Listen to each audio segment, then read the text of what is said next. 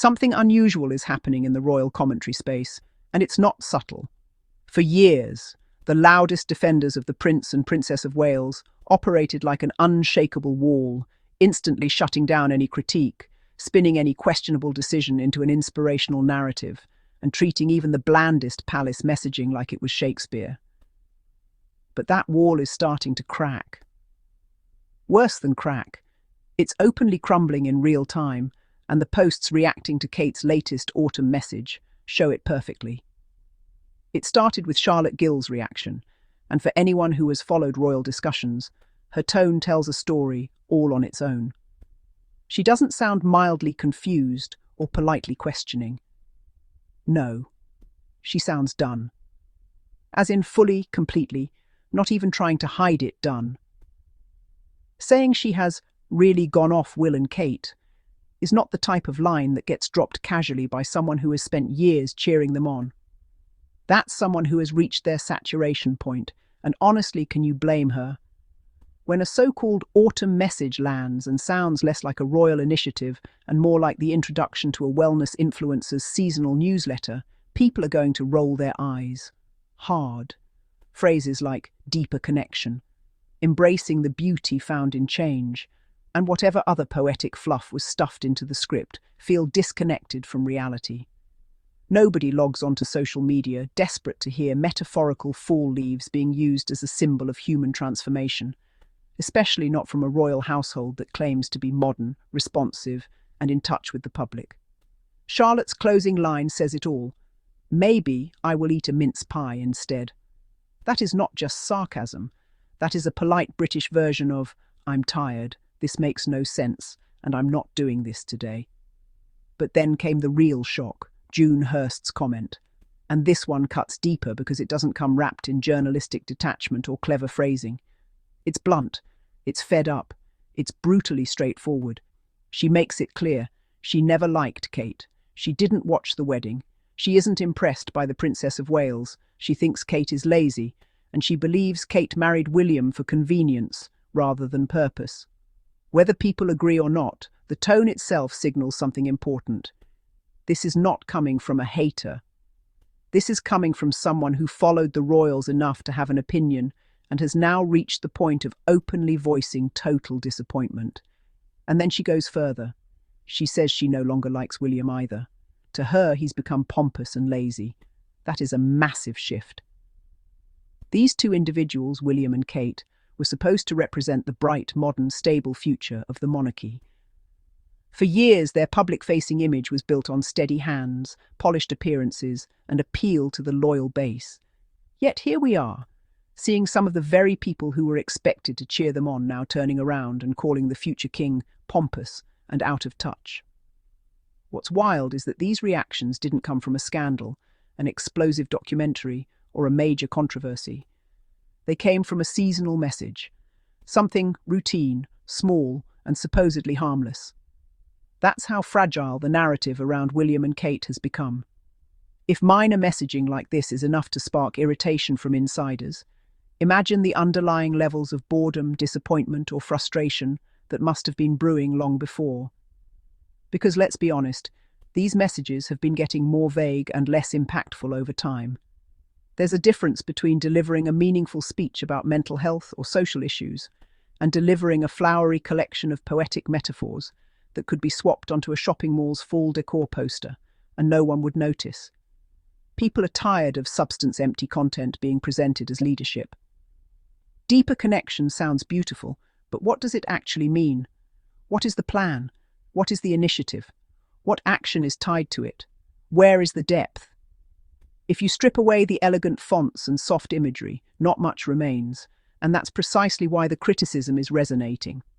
When a public figure's messaging becomes predictable, repetitive, or disconnected from everyday people's experiences, supporters lose interest.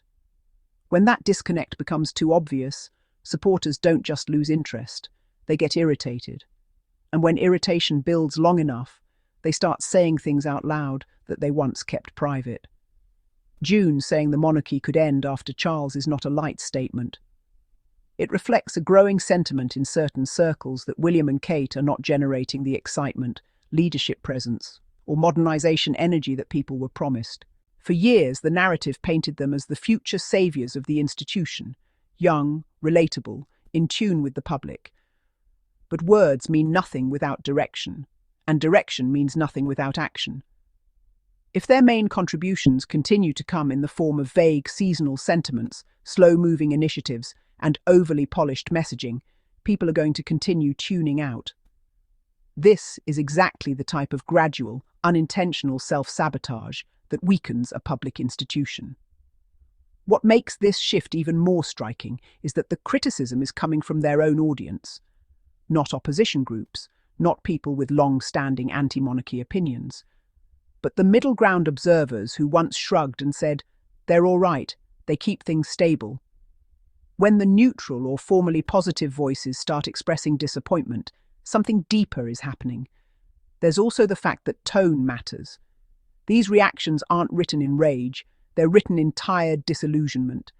They have that, "I'm not angry, I'm just unimpressed," energy. And that kind of critique is much harder to brush off. Outrage is easy to dismiss. Calm disappointment is not. Let's also acknowledge the cultural moment. People want transparency, energy, relevance, and authenticity. They want leaders, or symbolic leaders, who appear aware of what is happening around them.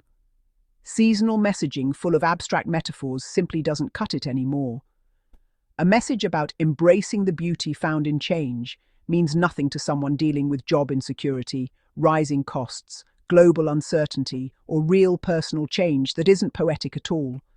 You cannot ask people to embrace change when the only change coming from the royals is increasingly aesthetic and decreasingly meaningful.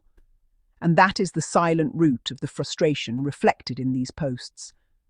Kate's messaging is starting to feel repetitive and disconnected. William's presence feels less dynamic and more expected. The couple that was once praised for modernising the monarchy is now being called lazy, pompous, and detached, and the people saying this aren't doing it for shock value. They're doing it because they expected more and got less. The harshest part of June's comment is her claim that Kate married William to have an easy life. Whether people agree or not, that kind of statement reflects a narrative that is spreading. The idea that the Waleses are coasting on their titles rather than leading with them. If enough people begin to believe that, the monarchy's image will shift from respected to decorative, and that's a dangerous trajectory for an institution built entirely on perception. Even the small detail of her saying she didn't watch the wedding says something. Royal weddings are usually cultural events that draw in even casual observers. Choosing to skip it entirely implies that Kate never managed to win her over, even at the beginning. And now, a decade later, Kate's messaging has failed to change that opinion. If anything, it has made it worse. This is why the comments matter. Not because they're dramatic, but because they represent a broader fatigue. William and Kate's PR approach often aims to present calmness, control, gentleness, and stability. But stability without substance becomes stagnation.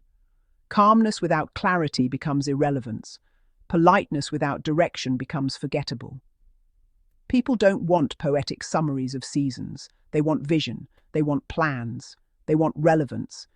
If the Princess of Wales wants to talk about connection and change, she needs to do it from a place of leadership, not lifestyle blog ambiguity.